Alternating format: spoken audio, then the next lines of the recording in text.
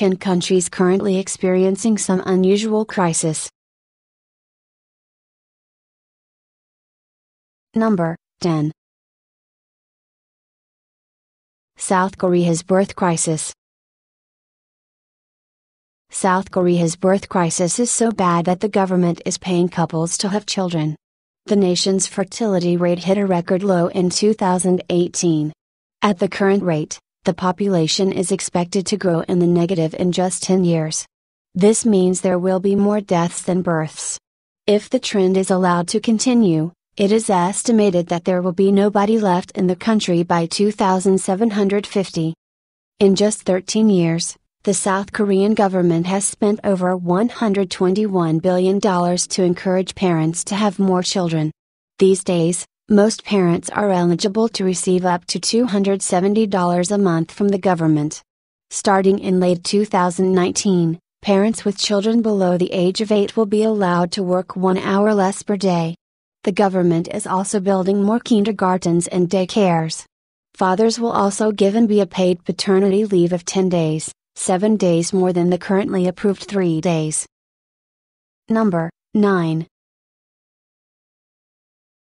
India's stray cow crisis. The Indian state of Uttar Pradesh is currently experiencing a severe stray cow crisis. Cows are not eaten in India because they are considered sacred creatures. Some people do eat cows, but the state government and cow protection groups have been clamping down on them. This has left farmers with fewer incentives to keep male calves and cows that no longer produce milk. Most farmers abandon these unproductive cattle on the streets because having them around costs money. In 2012, there were 1,009,436 stray cattle in the state of Uttar Pradesh. This year's livestock census is expected to show a much higher number. Number 8. Venezuela's passport crisis. Venezuela has been in the news for all the wrong reasons over the past few years. The oil-rich Latin American nation has suffered serious hyperinflation that has almost brought its economy to a standstill. And with 2 people claiming to be president, its many problems won't be ending anytime soon. Over 2.3 million people have fled Venezuela for neighboring Latin American nations since 2014. However, many more are still stuck because they do not have passports. The passport crisis is so bad that fellow Latin American nations are allowing Venezuelans in with expired passports. But Venezuelans without passports remain stuck in the nation. Getting a passport or any government-issued document was an uphill task before the crisis. Now it's worse. Workers at the passport office are known to deliberately delay passports unless passport seekers pay bribes of $1,000 to $5,000. Today's passport seekers don't have that kind of money. And the government itself isn't too keen on allowing its citizens to leave. Number 7. Venezuela's healthcare crisis. Venezuela is also experiencing a severe healthcare crisis. At least 22,000 doctors have fled the country since the crisis began, causing a nationwide shortage of doctors.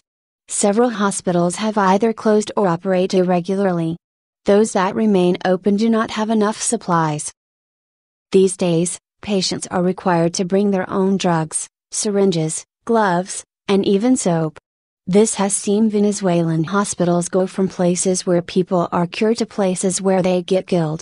It is normal for patients to contract deadly diseases while admitted for other ailments. This is worsened by a shortage of drugs, which, coupled with severely malnourished patients, is the perfect recipe for disaster. Hospitals have also seen an increase in burn victims. Most are toddlers who got burned when they strayed into wood fires and kerosene lamps that have taken the place of heaters and light bulbs. Number 6. China's food crisis. China has been experiencing a food crisis for a few years now, and the trade war with the US made it worse. Last year, the Chinese government introduced several tariffs to much-needed food imports like soybeans, sorghum, and corn in response to Trump's tariffs on Chinese goods. Interestingly, the Chinese government-owned Sinagrain, which keeps a stockpile of grain for the government, had to pay the tariffs. President Xi Jinping later toured areas of northeast China, where most of China's farms are based, and said that China should become more self-sufficient in food production.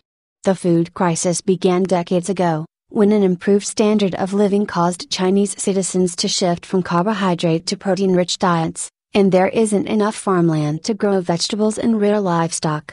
For now, China has been able to manage by importing food and leasing or buying farmland in Africa, Australia, and the Americas. Number 5. The U.S. recyclable plastic crisis. Bad news for environmental activists: the U.S. government cannot recycle most of its recyclable plastics. A few years ago, a huge chunk of recyclable items used in the U.S. ended up in China. This changed in January 2018, when China banned recyclable plastics from the U.S. The U.S. turned to Canada, Turkey, Malaysia, and Thailand to recycle its plastics. In the first half of 2017, the U.S. exported 4,000 tons of recyclable plastics to Thailand. Within 6 months of China's ban, the U.S. had exported 91,505 tons of plastic to Thailand. That's a 1,985% increase. Number 4. China's birth crisis. A few decades ago, China introduced a one-child policy to control its booming population. The policy was strictly enforced, with the government even conducting forced abortions and sterilization on people who flouted the policy. In 2015, the government replaced the one-child policy with the two-child policy when it realized that the nation was experiencing a decline in population growth, just like South Korea. But it seems like most Chinese couples prefer having just one child or none at all.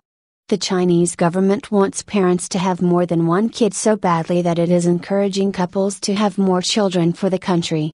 A government-run newspaper also informed couples that having children is a family matter but also a national matter. The government is considering paying couples to have a second child. It is also considering tax breaks or even dumping its two-child policy to allow couples have as many children as they want. Number 3.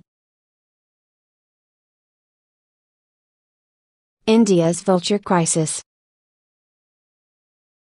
India had lots of vultures in the past.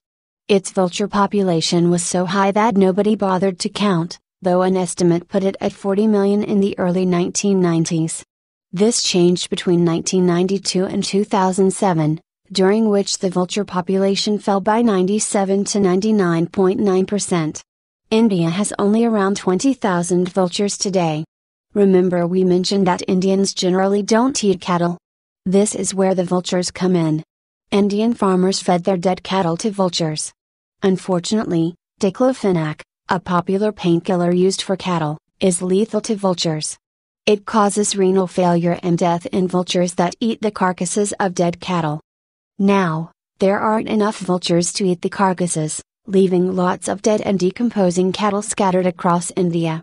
This has left the country on the brink of a disease epidemic. Rats and dogs have replaced the vultures, but they are not as effective. Besides, dogs could pass bacteria in the carcasses to humans. Number 2. South Korea's suicide crisis. South Korea has one of the highest suicide rates in the world. 13,500 South Koreans committed suicide in 2015. That's an average of 37 in a day. Most who choose to end their own lives are senior citizens, who often live in poverty and do not want to become a burden to their living relatives.